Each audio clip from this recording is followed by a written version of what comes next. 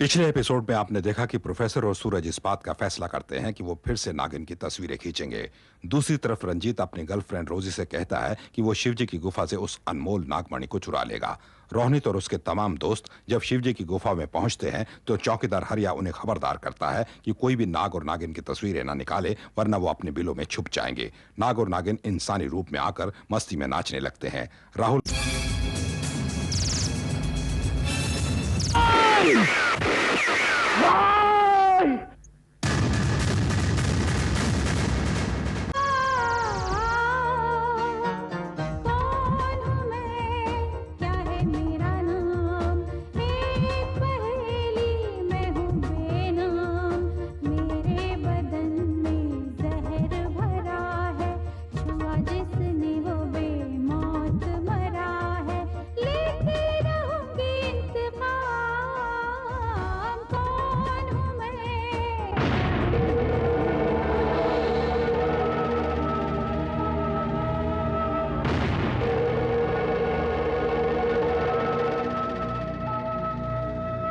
पिछले एपिसोड में आपने देखा कि प्रोफेसर और सूरज इस बात का फैसला नागमणि हम इच्छाधारी नाग नागिन की जिंदगी थी।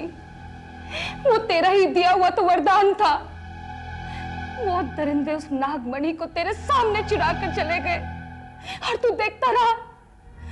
तूने कुछ नहीं किया भगवान, कुछ नहीं। तू हमसे परीक्षा लेना चाहता है भगवान, लेकिन ये कैसी परीक्षा है जिसमें मेरा नाग जिंदगी और मौत के बीच तड़प रहा है। तुझे हमारी भक्ति का वास्ता है भगवान, हमारे 100 साल की तपस्या का वास्ता है। एक नागिन की पुकार है भगवान कि मेरे नाग को ठीक कर दे, मेरे नाग की रक्षा कर भगवान, मेरे नाग की रक्षा कर। आज मैं इसे तेरे हवाले करके जाऊंगी। अब तू ही इसकी रक्षा करना।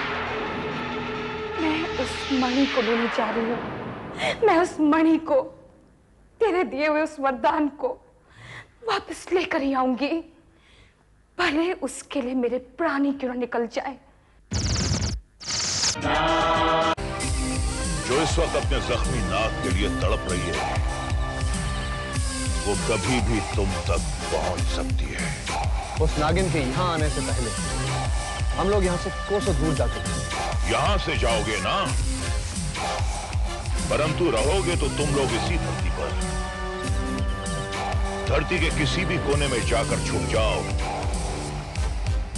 अब वो नागिन तुम्हें नहीं छोड़ेगी। अरे वो नागिन हमारा कुछ नहीं बिगाड़ सकती। अगर वो हमारे सामने आएगी तो अपनी मौत की जिम्मेदार वो खुद होगी। तुम लोग शहर से इतनी दूर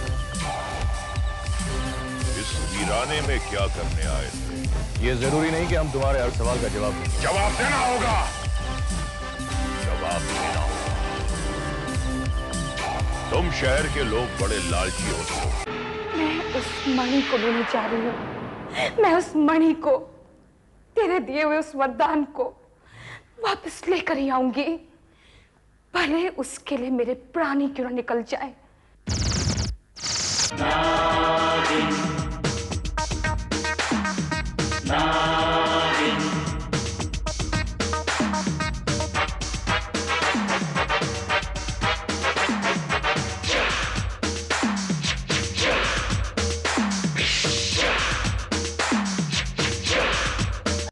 ना वो सब लोग नाग नागिन को देखने जाते, ना घबराहट के मारे राहुल नाग पर गोली चलाता, ना वो नाग जख्मी होता और ना ही वो नागिन हमारी जान की दुश्मन बनती।